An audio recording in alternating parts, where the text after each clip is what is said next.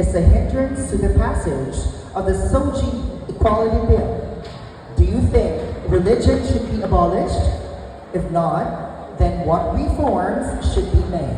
Okay, that is such a very tough question, I would say, because being a member of the LGBTQIA plus community, we always fight for the implementation of SOGI bill.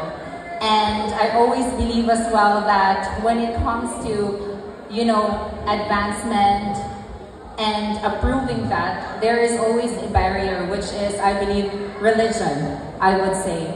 This is one of the reasons as well why SOGI is not being approved. However, as members of the LGBTQIA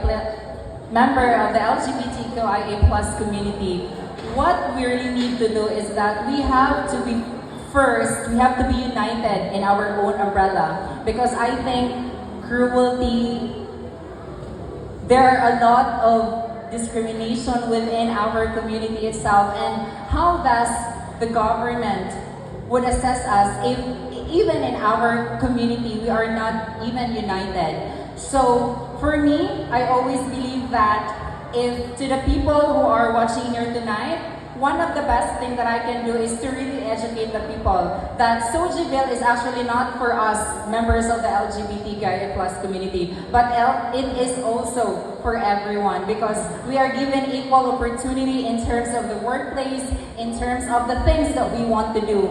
And I hope that standing here in front of you would be a living testament that you are well educated enough, using my profession as an educator, to really do your part as a member of the community. Good evening.